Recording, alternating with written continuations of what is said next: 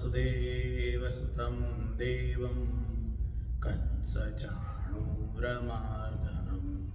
देवकी परमानन्दं कृष्णं वन्दे जगद्गुरुं गुरुब्रह्मा गुरुविष्णु गुरुदेवो महेश्वर गुरु साक्षात् परब्रह्म तस्मै श्री गुरुवे नमः.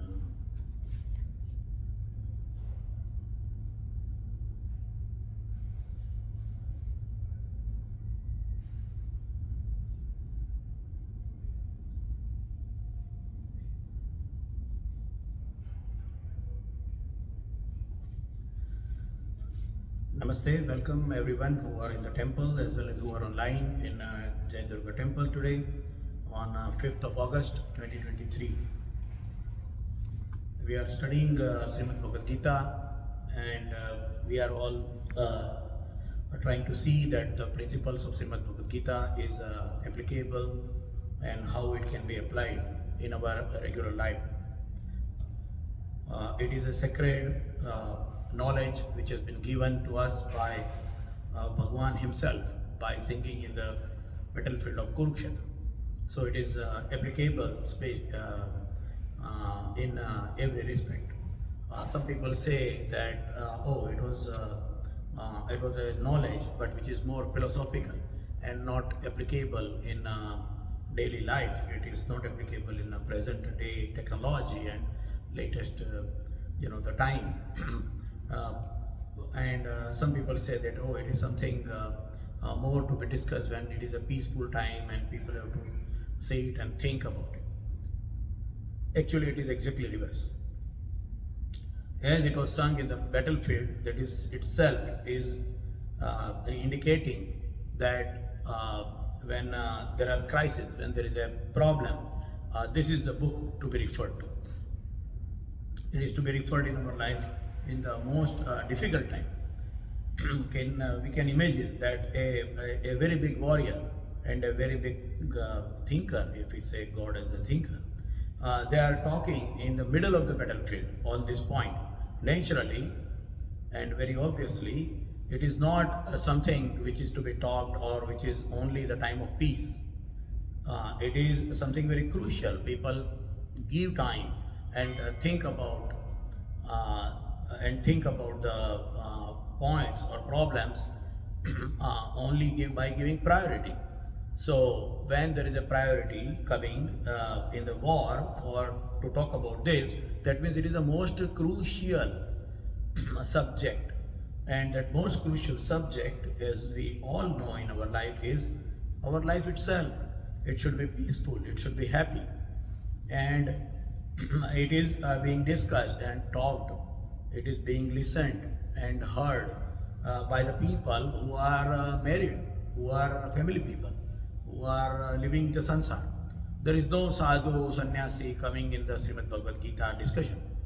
The person who talked was Sri Krishna, the person whom he told, Arjun, the person who saw it and listened it is Sanjay, and the person whom the Sanjay is telling is Dhritarashtra. All four people are sansari people. They are not monks, they are not sadhus, they are not the people who left the world, who left the society and who has gone into forest or some monastery. No, these are the people. So that means that even that means that this book is applicable to those people. It is, if somebody is not going into battlefield, they will not have to fight. Life is a battlefield and we have to fight, and that is why this book is more applicable to us every day. Those who are family people, those who have got families, those who do the business, they do the job, they earn the money, they run the society. Society is run by all these people. Society is not run by sadhus and sannyasis. Society is not run by the people who have left the society. Society is not run by the people who are very old, because they are dependent. Society is not run by the very young kids. So this is most applicable in our Grihastha ashram, in our family time life, that span of our life. And if it is applicable at that time, Then, just like the exercise, when somebody wants to become a fighter or a bicycle rider or anything in Olympic, for example, they have to do the workout, they have to do that exercise, they have to gain that skill right from the young age. Otherwise, they cannot. Somebody wants to become, say, for example, a fighter. Then they have to develop their muscles right from beginning. Somebody wants to become a tennis player. Then they start playing tennis from the age of 3, 4. Swimmers, same thing. When they start that, then at the age of 25 or 22 or whatever time the competition actually comes, they have already developed their muscles, they have developed their skills into it. So, in the same way, when Shrimad Bhagavad Gita is understood, is explained, taught and understood, at a younger the age, the better it is. Because then only the skills and understanding which we develop through this knowledge can be executed in our Grihastha, in our adult life. And that is why it is more important that the earlier we start giving this knowledge to our kids, the better it will be. They will be able to survive, they will be able to swim through that whole sansaram in a very comfortable way, because now they have already developed the skill. That is why it is told that the earlier we start is better. Now, to earlier start, a 3-year-old kid will not open up the book of Gita and tell us that, okay, Teddy, teach me. That is why it is our responsibility. And that is why it is told that in every house, this book should be opened and read by the adults by keeping the kids around, teaching them, answering the questions, answering the inquisitiveness, and then we can resolve the questions in their mind and they will be developing this knowledge. But if they ask that question and we do not have the answer, there will be a skepticism. There will be a situation where our kids will go away, and that is what we are seeing now. Why? Because we ourselves are not able to give the correct answer, the logical answer. We cannot give the logical answer to our kids, and so kids will say, oh, this is not right, this is all humbug and all that thing, and they will go away from us. And we are losing the knowledge as well as our generation from us. This is the problem.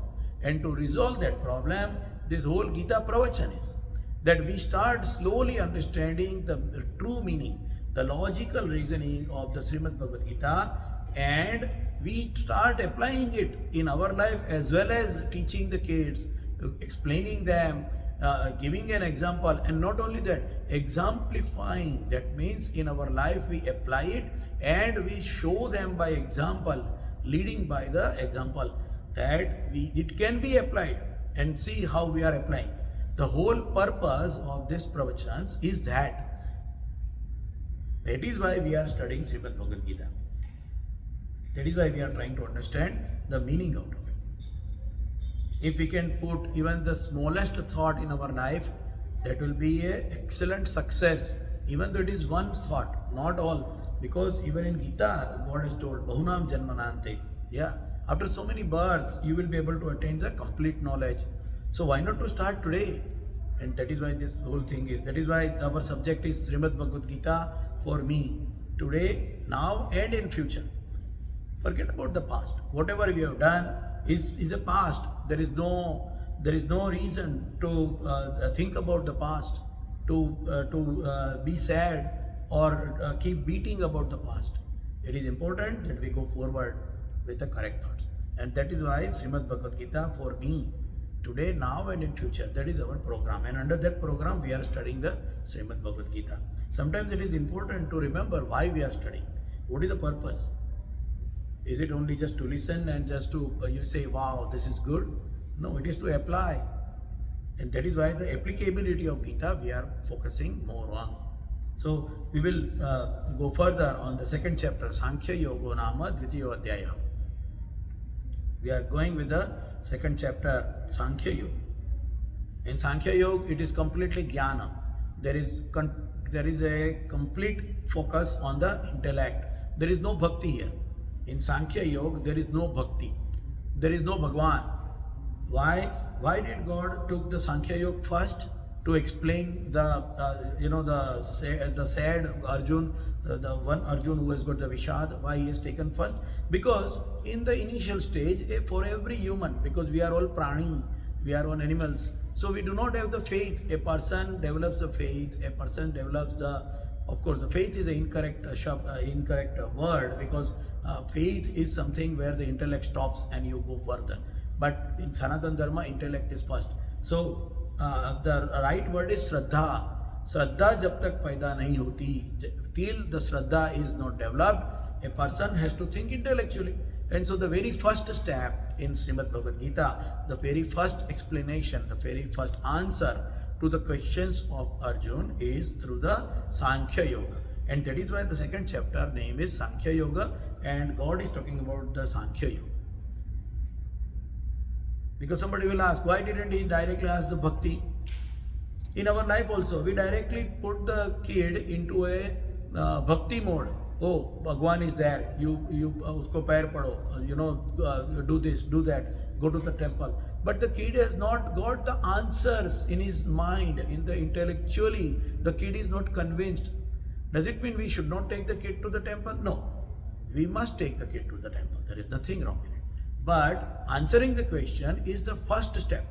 Inquisitiveness to be satisfied is the first step. And that is why God told the Sankhya Yoga. In that Sankhya Yoga, we are on the 52nd sloka, we were thinking about it. So I will chant the Sankhya Yoga 52nd sloka again, and we will go further from that. Okay. So the sloka I will chant now. Yada te moha kalilam buddhir vyatitarishyati tadagantasi nirvedam srutavyasya srutasya cha. Yeah. And we were thinking about this, and then we were talking about the word moha.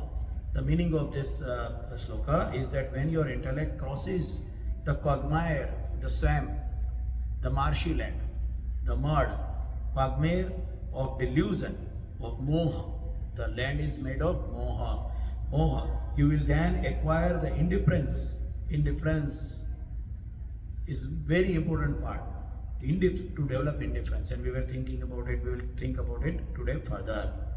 We acquire the indifference to what has been heard and what is yet to be heard. That means whatever is your experience, our mind, our body is an experience. What we are an experience. So, and what is going to be the future experiences. And this is also a very important part of the sloka. And we were thinking about it, and last time we understood about the word moha. What is the moha? What is the difference between moha and love? We took examples on it.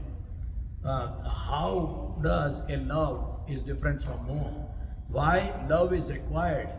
Because love takes us further in our life.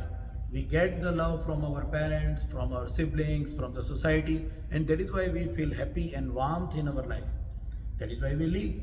And in the same way, we give the love. So love is required, but moha is not required. And we tried to understood last time what is moha, how do we differentiate, and why that moha is called as mud, kalilam. Kalilam means moha, marshy land, quagmire, swamp. And why it is told? Because it adheres to us when we go into it, when we sink into it. It pulls us down inside it, and we get completely submerged into it. We die into it. Only thing is that when we die into it, we are not unhappy like a swamp in physical condition. We are happy to die into it. And that is why it is more dangerous swamp. It can catch a person. It can catch a person, and the person can vanish into it.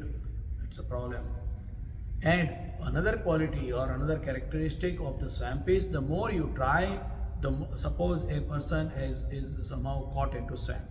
If the person tries to move try to come out with all the efforts and all the hard work, the faster the person will go into it. We have to remember this example very well. Why God told Moha Kalilam. Why the Moha is like a swamp. The more you try to actually run away from it, the more you try to put, the harder the effort you do, the quicker you are going to go in. See the important part. The harder you work to come out of it, quicker you are going to sink into it. That is what a swamp is. That is why we have to understand the moha in a very clear way. Because we are always hearing from the people, all these great people whom I always say namaskar, but they come and they tell us from the dais, moh chhod do, moh bura hai, moh ko phek do. Yeah, it is true, but you can't do that, because the more you try to do it, the more you will be sinking into it. Because it is Kalilam, moha Kalilam. So how to do it? And that is what we are going to think. And then we also talk about, that it will stick and it is not something we can hate or discard. And it is the mind who gets the moha. It is our man. Man mein moha paida hota hai. Buddhi mein nahi hota. It is not done in the intellect. It is in the mind of a person. So we have to remember, where does the moha reside? In the mind of a person. Moha does not reside in the intellect of a person. Buddhi mein nahi rehta. Moha resides into the mind of a person. And that is why to understand and to do the cure of the moha should be done by something which is not infected, where the moha does not reside. And where does the moha does not reside? In the intellect. And that is why the cure or the solution of the moha is in the intellect. It is not in the mind. Sometimes people say, I have decided in my mind that I will not do it. But you cannot do, because mind is already polluted, mind is already infected with the moha. A mind cannot cure itself. A mind should be cured through the intellect. That is what it is. So moha is not the object in the mind. So we took the example of a cigarette smoker last time. We talked about it. We told that a cigarette smoker experiment. We have done. Say for example, a person. So there are so many places here. Number one, moha does not reside in the object but in the subject, and it is in the mind of the subject. A smoker will have a chain smoking requirement and the feeling of smoking continuously. But on the other hand, a non-smoker, if he is given that same cigarette, he will not be even able to take one puff out of it. Why? Because he is not connected to it. So it is connected to the mind of a person, and it is within the mind. Now there are experiments, because this is a technology time. So people have told that we will try to remove the moha through the physiology, anatomy. So they discuss, okay, what is creating the craving for the smoking? So there are some chemicals which are creating the craving for the smoking. So we will put those chemicals in the body of a person, and then the craving will go. Yes, it resolves the problem to that extent when a person is reaching the addiction level, and that addiction to be removed, then those chemicals are useful, and those chemicals have helped people to come out of those addiction. But remember, here the moha is in the mind, it is not in the body of a person. So for example, suppose a person is given a chemical to remove that craving from the mind, from the body. So the body does not ask for that addiction. Still what will happen? That in the mind it is still there. If a person leaves the world, but he is just abandoning the society and going into forest, physically he is removing himself, but in his mind still this requirement, this craving will still be there. Oh, I left. There are so many sadhus or sannyasis which we hear them that, I was having crores of rupees. Yeah, I was having so much money, and one day I left all of them and I become sannyasi. Even while becoming a sannyasi or while being a sannyasi, they still remember that, oh, I left so much money. So in other words, the money is still there in their mind. If it is there, then there is no point in being a sannyasi. You should leave it from your mind. And if we leave it from our mind, even being in the world, being in the sansar is also not a problem because we are untouched. Hydrophobic. Nowadays there are some technologies where people have invented hydrophobic chemicals. If you put that chemical on your shoes, on your clothes, and you go through the water, nothing will touch. Nothing will touch. It will not get wet. It will not get stained. Water will just pass over. Water cannot stay on that surface. Why? Because it is hydrophobic. This is the technology now we have got. So, in the same way, here what we are telling is that a moha is not addiction, and we can be in the society and it should not be touching us. And look at our Lakshmi Mata. This is an excellent example for that, because our murtis, all our idols are made to give that message. Idols are designed to give that message. So Lakshmi Mata is having the lotus. Lotus. Lakshmi Mata is having lotus. What is the quality of lotus? Quality of lotus is that the lotus grows from the mud. Number one, lotus grows in the stem, mud, in dirty water. It takes the dirt, it takes the nourishment from the water, from that dirty water. It grows itself and then it gives a fragrance and color. And still, if you put the water on the top of the lotus flower, it will not hold it, it will just slip away. The flower will not get wet. And which is the best, not best example, then Lakshmi Mata herself. When the money comes to you, you take the money, you earn the money from living in the society, you earn money, but you do not get wet by it. पैसा आने से अहंकार नहीं बढ़ना चाहिए. Our ego, our personality should not be impacted by the money which we possess. That is why Lakshmi is telling us that, see, I will come to your place, but are you ready to be like a lotus flower? Are you ready to be able to handle all those things which are going to come to you? All the fame, all the facilities, all the comforts, all those things which are going to come to you. Are you going to keep yourself like a lotus flower? That is what Lakshmi Mata is asking us by holding it in the hand. Otherwise, why the God is holding the lotus flower in the hand? We can give a gulab flower, we can give a mogra flower, chameli, jui. Why only lotus flower in Lakshmi Mata hand? To show us, she is asking us. And if we are not ready, she will not come. And when we have to also offer the lotus flower, we have to see that, yes, I will be like lotus. Okay, then Lakshmi Mata will come to our home and she will bless us. That is how the lotus is coming. So, to explain what is moha, addiction and love, these are three different levels. Love is definitely required for continuation of the society. Moha is hurting us.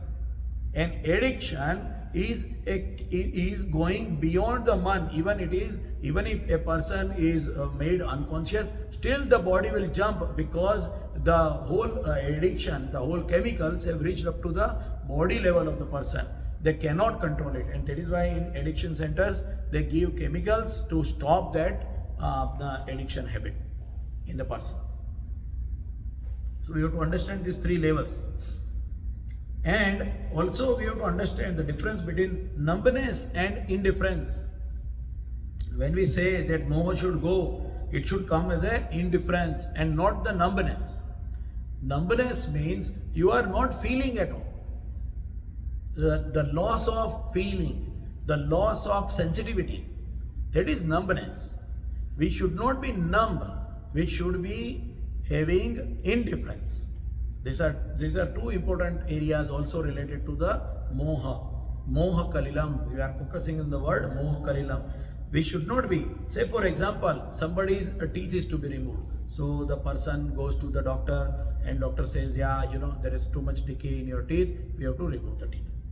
So doctor says, okay, I'll give you some anesthesia, local anesthesia injection, so it will become numb and I can remove your teeth. Then what does doctor do? Doctor puts the injection. Doctor says, okay, you wait for 10 minutes. Let it act on your muscles and nerves, and your nerves will become dumb. Now when the nerves become numb, the doctor can easily remove the teeth and we do not feel the pain. That is numbness. Indifference means we are feeling it, we are understanding it, we can sense it, we can connect it with our indriya, but we are not pulled by it. So there are experiments, there are people who have told that, okay, yeah, remove my teeth without any anesthesia. There are some medical conditions where you have to remove the limb or you cannot numb a person because of some medical reason. In that case, they are operated or the teeth is removed without numbing. There are also areas where the anesthesia is not available. In that case also, the people are removing the teeth without any anesthetic injection. How does it do? They remove their feeling, their understanding in their mind, so they feel pain, yes. But do they cry and make huge noises? No. Why? Because they have made indifferent to it. So do not become numb to those things. Do not become numb when the God sends us a good gift in form of a kid, in form of a luck, of a good business, of a good friendship, of a good relationship. Be thankful for it. Do not become numb. Numb will be what? Suppose you tell a person that, oh, you know what, I have got a new baby born in my family. You go to a person, you give a good news that, hey, you know what, I have got a newborn in my family. You want to give a good news. And the person says that, oh, in Gita it is written, Jatasya dhruvam mrityu dhruvam janma mrutasya. Yeah. He is telling you that. And it is written in Gita. If you tell a person that there is a newborn in my family, and if the person says that, oh, anybody who is born is going to die, and anybody who is dead is going to be reborn, so there is nothing to be happy or unhappy in the life. Yeah, that is what the meaning of that Jatasya dhruvam mrityu dhruvam janma mrityu. Will it work? You go with a great happy news that I have got a newborn in my family, and you get an answer like that. What will you feel? That is not the time to say that sloka. That is not the way how you react to a person who comes to you with a good news that, oh, you know what, I got a newborn in my family, I got married or I got engaged. At that time, you should not say that. Why? The person who says that is numb. You cannot share the joy, you cannot share the love, you cannot share the affection, you cannot share the connection. So it is not numbness, it is indifference. When we are when we are told you leave the moha, we have to remember that what it actually means, and this is one of the point.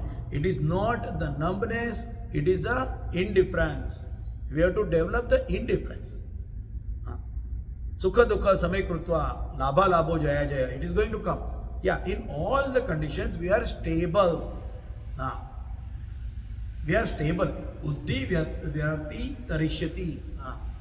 When that happens, tarishyati, we can swim through. So we'll go to the next word. So how to cross? How to cross? So somebody will say, aha, it is a swamp. Okay, you know what? Why should I be even entering the swamp? I will pass by. I will go from the side. I will not go through it. If I go through it, then only I will be sinking in it. Na? So I will not go through it. I will just pass by. Somebody will say, why should I even go through it? I will just sit on the bank of it. I will not go through it at all. I will not even try to enter into it. Somebody say that also. Yeah, somebody will say, no, you know what, I'll take a boat. Yeah, I'll be sitting on somebody's head and then going through it. So I will not sink. There are multiple ways. And these arguments are valid. And that is why we will think about those arguments. So number one is, if somebody says that I will not go through it at all, I will not even enter into it. Yes. But Kalilam, the Moh Kalilam is nothing but the Sansar, is the world. Can we live in the world without being entering into the world? No. We cannot be in the world without entering into the world. We ourselves, in the very beginning, we are born into the world. And we are given a body. And the body has to work through the whole life.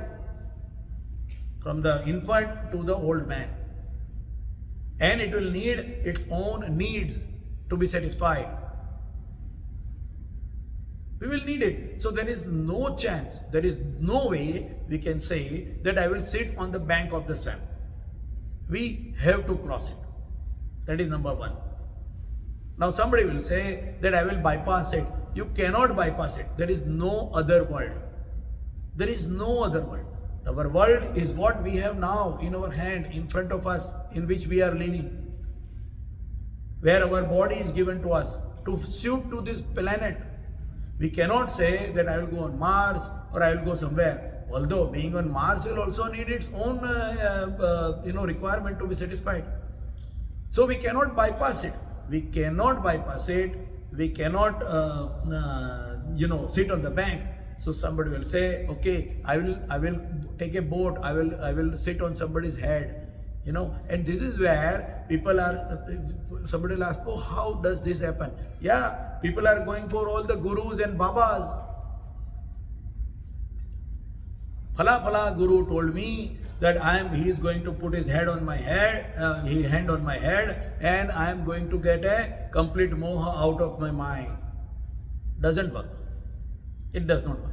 That is what the example is. You sit on somebody's head and then you walk through the stream. No, it does not happen. If I want to become a wrestler and a big wrestler is there, he is coming at my home and he is blessing me. The big wrestler is blessing me. Okay, I bless you that you become a big wrestler. And I do not do any exercise. I do not go to the gym. I don't develop my muscles. Will I be able to become a good wrestler? No. I will not be. To become a good wrestler, I have to go myself to the gym, work hard, do the workout, lift weights, do lots of exercise, cardio, and then I can become a wrestler. Somebody just blessing me that you become a big wrestler does not make me a wrestler. So this swamp, removing the moha from my mind is my workout. This should be understood by everyone. Yes, blessing is required. Blessing is good. It is a well-wishing. If a wrestler is telling me that, okay, you will become a good wrestler, it boosts my motivation. It will help me to decide and become more motivated. I do not like to wake up at 6 o'clock, but when a good wrestler told me, oh, you can become, I will wake up at 6 o'clock in the morning and I will go to the gym. So, motivational, it is okay. Inspiration is okay. Guidance is also okay. Oh, you have to pass through that. See, I will give you an example that I was going to the gym for 6 hours in a day. I was waking up in the morning. I was eating this diet. The person can guide you. Person can show you the path. Person can inspire us. But the work is to be done by us to become a wrestler. In the same way, all those Babas and Mahatmas, I namaskar them, but those Babas and Mahatmas will not able to take us through that swamp of Moha Kalilam. That workout is to be done by us only. We only have to do that workout. And to do that workout, we need the buddhi. So that is why the buddhi has to be developed. It's so simple and understandable. We have to do that. So, and nobody else can do it. So on that swamp, we cannot have a boat. We cannot sit on somebody's head. This is symbolic. To go through the boat or to sit on somebody's head is, in other words, is depending on other people to go through that moha. To remove the moha from our mind, we believe in other people. We become dependent on other person is not the right path. That is not the right path. We have seen people who are going to temples, who are listening to all those big sages and all that, they are doing it. But when we see later on, their moha is not gone. Their anger is not gone. We see them, they are still the same person after 40 years, 45 years. Their moha is not gone. Why? Because they have listened, but they have not themselves exercised. So they do not become stronger. The reason for our Shrimad Bhagavad Gita study is also same thing. It is also same thing. That is why we are studying. We have to study. Nobody else in the world can take us out of this moh kalilam except ourselves and Shrimad Bhagavad Gita. These are the two things which will take us out from the moh kalilam. This is what it is. So we will go further on this. So how to get it out of our mind? This is next step. Somebody will say, okay, I understood, I will have to do it. It is me only who has to do it, but how do I do it? How do I pass through the swamp? What are the tools which I use? What are the procedures I use now? Because I can't sit on the bank, I cannot bypass it, and I cannot take anybody's help. It is me who has to go through it. So then, what are the tools given to me? So there are different schools of thoughts. And all these different schools of thoughts have created more of a problem than actually solving the problem. So let us go one by one, first of all, to understand. Sometimes it is good to know which is not the correct. See, in Sanatana Dharma, this is another very important part. In Sanatana Dharma, it is not only told what is to be done, but it is also told what is not to be done. Because if we tell a person only what is to be done, there are chances that an opportunity or a situation will come where a person will come across something which is not to be done. And at that time, the person is not guided. In one sloka, we hear, na tato, na mata, na bandhu, na mitra, na guru. I am not this, I am not this, I am not this, I am not this. But after telling the whole list of I am not what I am, na punyam, na papam, na saukhyam, it's such a long list of I am not this, I am not this. But then it is also told, Aham nirvikalpo nirakara rupo, vibhur vyapya sarvatra visya. So it is told that what not you are and what you are. So in the same way, in this moha kalilam, how to get out of it, we are also going to understand what is not to be done and what is to be done. So we have to understand both the schools of thoughts. So number one school of thought, which is, and these schools of thoughts, I may not name it here, but they are large school of thought. They are very large school of thought which have impacted the world in a very big way. People are putting millions and millions of dollars of resources into it and time into it, but it is a wrong thought as per Shrimad Bhagavad Gita. So number one, people will say that to remove the moha from the people, mind and the society, scold it. You do the scolding. You devaluate it. Yeah, बहुत बुरा है. ऐसा करना बहुत बुरा है. All those things which you want to avoid, you scold it. You say that you don't do it. Now there are so many problems coming up with this. Number one, like it's a big list. I'll try to keep it as short as possible. But so the number one question is, if it is bad, why did God create it? The people will ask, the God is flawless, the God is perfect. Why did God create it? So somebody asked that, oh, Bhagwan ne Maya banai hai. Bhagwan made a Maya so that you get entangled. Can you imagine? A father will deliberately make a situation where the son or the daughter will be having a problem in the life? Will a good father will resolve and make the life of the kid happier, or make problems in the life of the kid, of the children? So God making this problem is not a logical answer to it.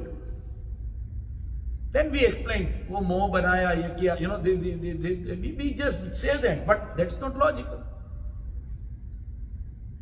So scolding it doesn't work. Secondly, some of them are required. They are required in life. All our big saints, all our big rishis, they got married. Every rishi has a wife. Vyas, Vasishtha, Valmiki, everybody had a wife. Everybody has a family. So if we say that no, you should be only brahmachari, it doesn't work. It just can't work. Because the life has to run, the world has to run. So that is why also there is no way to live it. So scolding that does not work because it is necessary. God has made it because it is necessary in our life. So scolding it doesn't work at all. This is number one part. Then somebody will say, oh, you know what? And also in scolding another problem. Because if one within those schools of thoughts, there is one school or other school. Yeah, in one religion they say that eating some specific food is bad, is incorrect. It is sinful. But in the same way, when somebody believes in other religion, in the other religion it is told it is good. You must eat it. So then for a common person, a normal person who is just born, let us say in the world, will be confused whether I should eat it or I should not eat it. Whether I should wear this dress, I should not wear this dress. Whether I should live like this or whether I should live like that. The questions will arise. So there is no way of you scold. In one religion they scold it, in other religion they praise it, and vice versa for other thing. So how do I decide? And scolding is not required, is not possible also, because I need to do it. I am required to do it. God has created it for me. What this school of thought thinks, that scolding it will become a person feeling shameful, feeling guilty in the mind. And the society will say, aha, see, look at this guy, he is drinking so much. Look at this guy, he did something wrong. So defame is another step in scolding. First you scold the object, and then the person who is consuming that object, you scold or you demean that person, defame that person. But what will happen? Two things will happen. An intelligent person will consume it without other person knowing it. If the society doesn't know it, I can do wrong. So somebody may ask, oh, this looks all philosophical. No, it's very practical. Look at the biggest problem of bribing. People take the bribe. Do people take the bribe by standing in the Nathan Phillips Square? By standing in a big place, open space? No. They take bribe surreptitiously.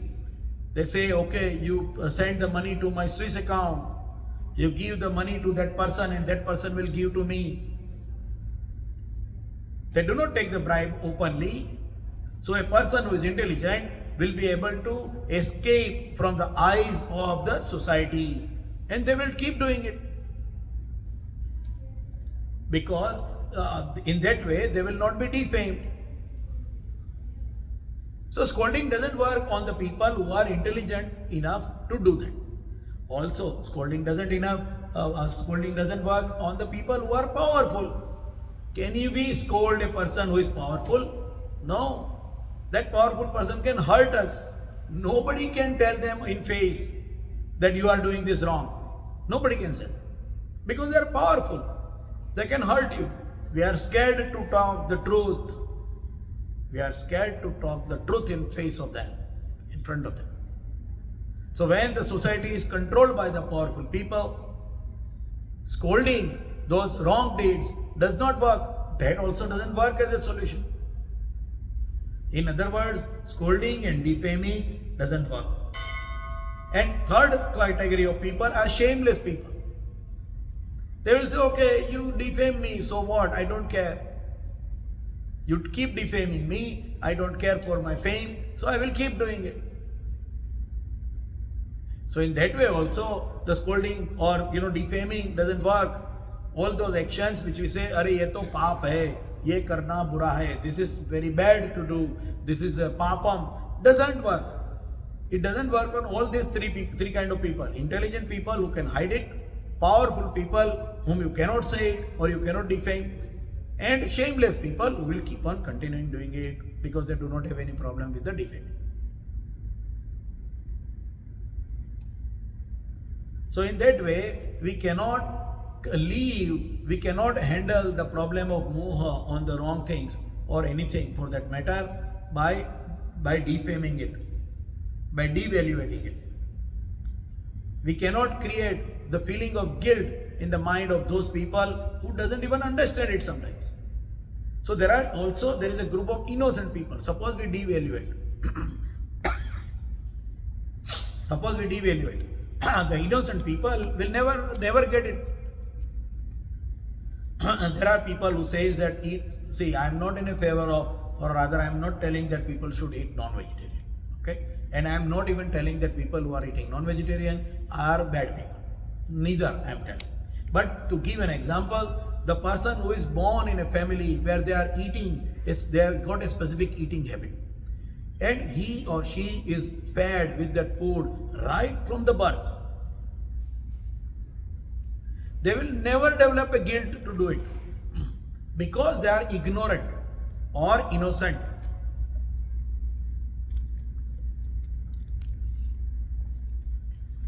So when we devaluate those actions, when we devaluate, "Arey, ye nahi khana chahiye, you should not eat this, you should not drink this, you should not do this," it is not making any sense to them because they are doing it from the birth. They will not go back. It is very common and understandable for them. If we tell Eskimos that you become a vegetarian guy, it is not even practical also. Because there is no vegetables growing over there. What they have got is only fish and deer. They have to do the hunting and fishing. That is how they survive.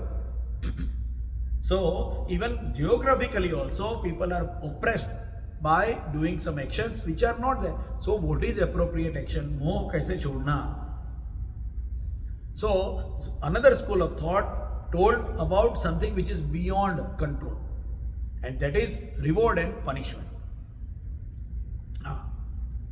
Whatever powerful person you are, whatever intelligent person you are, but if you are doing wrong thing, you will go to the hell. And if you are doing right thing, then you are going to the heaven. The fear of hell and the reward of heaven. This is being told. As a law of karma. As a law of karma, we say, oh, if you do something wrong, you will go to the hell. You will be punished. That is what we are being told. But this heaven or hell also does not work to leave the moha. Why it does not work to leave the moha? Because of multiple reasons. Number one, it cannot be physically shown or logically proved about the existence of heaven or hell. That is number one. Second is, the laws to go into hell or heaven eternally is different by different religion. If I do one action, by one religion I will go to heaven, and by other religion I will go to the hell. Third part is, which God is controlling which hell and heaven. Somebody's hell and heaven is defined by different terminology than other person hell and heaven. And some people do not believe at all. This is what is my life is. So hell and heaven, the reward and punishment method doesn't work. And also it is illogical, because eternally you cannot punish or eternally you cannot reward. Rewards and punishments are spontaneous, are for a period. Reward and punishment cannot be eternal. Just like a karma is spontaneous, is local. It is within a span of a time period. That is what the karma is. So similarly, for karma, the phalam, the fruit of the karma, either even as a reward or as a punishment, can be only for a certain period of time. You cannot have a continuous, eternally punishment or reward. So even logically also, and that is why in Sanatana Dharma we have got law of karma. We are punished or rewarded by the amount of karma or the type of karma we have done, and we are not eternally into hell and heaven. And the reward of karma is also in the form of a rebirth. But here we are going to focus on the moha, because we have to remember, when we are told, see, this is the most discussed point. Moha chhod do. Moha tyag do, maya hai. All these things are told repeatedly to us, and we have been listening it for our whole life. And still nobody could live it. Nobody could live it. There is a story. There is a story of a sadhu. There was a sadhu. And he was having, he thought that a man was thinking that I should leave the society. So he left the society, he went to the forest, and he was wearing only one langoti, one small cloth around his waist. He told that I will leave everything. I don't want anything. Moha ko tyag do. Yes, I will leave all my moha. So I will not eat any of those food. I will not have a family. I will go away from the society. And I will not wear any good clothes. I'll just take whatever fruits are dropping down from the trees, and I will not kill anyone. And you know what? I'll just drink water from the river. Well, first of all, a person cannot do like that. If you fall sick, you will have to go to someone. Anyway, so, but the sadhu thought like that. He was having a langoti. Now every day he goes and takes a bath in the river, and he keeps the langoti. Now one day there was a shepherd who was going into the jungle or in the forest for the grazing of the goats and cows and all that. So he was seeing this sadhu, and the sadhu always used to tell him, "Ye sab chhod do, leave all these things. See, become a monk, become a sannyasi. All this is maya." He says, "Okay, fine, no problem." And he is listening. And he is even giving milk to the sadhu, that okay, just drink this milk, free from my end, just to continue your life. So he was giving it. And this sadhu is always telling him, "Oh, you leave this moha, you leave this maya, what you are doing is wrong," and all these things. Okay. Then this shepherd, he was a funny guy. He was so he thought, okay, let me check.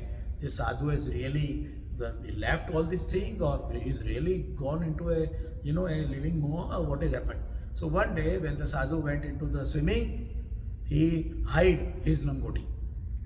And then he just, he was hiding behind the tree. Let us see what happens. Sadhu comes out after taking the bath, and he doesn't see his langoti. Oh my God, he's so worried. Where is my langoti? Where is my langoti? He is all worried. Langoti means the small cloth around the waist. It was langoti. So he is worried. Oh, where is my cloth? Where is my cloth? He's worried. He is searching here, there, here, there. Then after around 10-15 minutes, the shepherd comes to him. "Maharaj, Sadhuji, what are you searching?" He's saying, "Oh, somebody took my langoti. I don't know. Oh my God, now what will I do?" He says, "Maharaj, see this. Even if you left the whole society, only one langoti, but you are still worried about that langoti. You just can't leave it. You are still worried in your mind. Even one langoti going, which is worthless, you are still worried. So leaving the world, leaving the society will not work. Things are in our mind. So leaving doesn't work, scolding doesn't work, demeaning doesn't work, defaming doesn't work, throwing away doesn't work. Then how can we get rid of the moha? This is the biggest question. So we have to understand the root. See, the problem is, if there is a tree and the tree is getting decayed, the tree is infected by some disease. What do? Do we go and clean each leaf of the tree? Do we go and clean it? No. What do? We put some medicine for the tree in the root. So the tree gets cured. So in the same way, we have to understand where is the root of the moha. The moha resides in our mind, that we understood. But where is the root of the moha? The root of the moha is in the ownership. The root of the moha is in the ownership. And this ownership has a big definition, has a very wide definition. It starts from a very simple understanding of, oh, my car, my house, my wife, my money, my bank account, my beautiful face, and all that. To then there is no time, but there is a big wide, like my fame, my power, my position, all these things. And then it goes further, even up to then it comes to the body level. My body, my hand, my I, everything, I and my. But here we have to understand the difference between I and my. Wherever there is my, it is moha. And wherever there is I, it is jnana. Let us take a very, a very big paint brush, what we call as a wide brush, to understand the difference.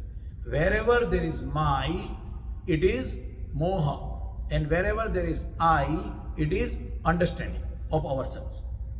Ownership is coming as my house, my bungalow, my car, my wife, my fame, my position, my power, my this.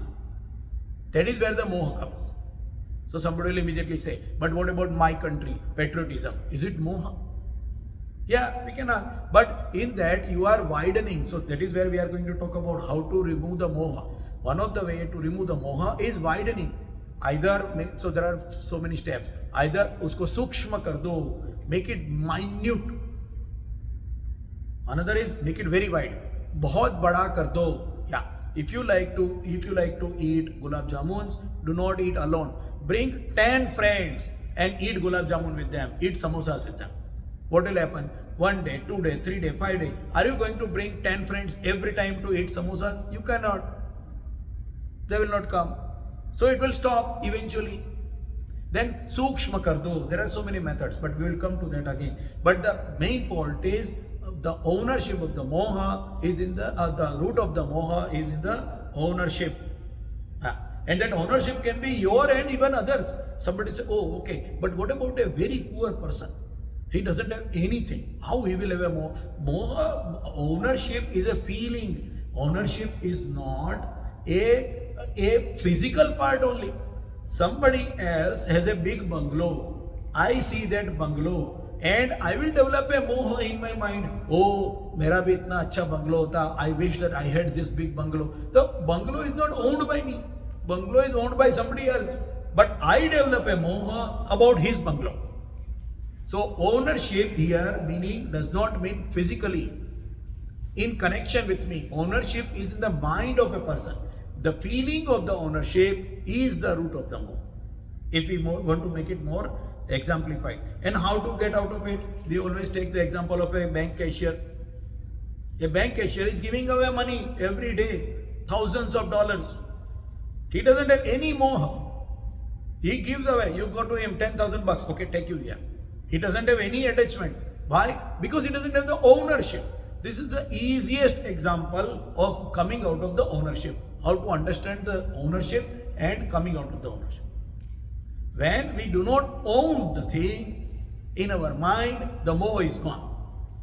And this goes to body, our own body. This goes to all our possessions, position, family members. Everything comes under this one umbrella of ownership. And ownership not by us only, even other people ownership. We still feel it in the same way. So we have taken this moha in a detail, and it's very important. Today we have already are 11 o'clock and we have to stop it. So we will come back again next Saturday, again 10 to 11. And as we have already understood about moha and its root and everything, to next week when we are coming, we are going to talk about the methods, how we can get rid of it. What are the ways by which we can get rid of the moha kalilam, how we can walk through that swamp of moha, the quagmire, the swamp, the mud, how we can walk through that, how we can swim through that. Tarishyati, तैर के जाने का है. So remember, the word here is तैर के जाने का है. You have to swim through it. That means you are inside it, but you are not sinking into it. You are not above it like a boat. You are not inside it like a fish. You are swimming through it. And that is what is the method to go through it, which we will come and discuss next week on Saturday, 10 to 11, again at the same time. Vasudeva Sudam Devam Kansachanuramadhanam Devaki Paramanandam Krishnam Vande Jagadgurum Guru Brahma Guru Vishnu Guru Devo Maheshwara Guru Sakshat Para Brahma Tasmai Sri Guruve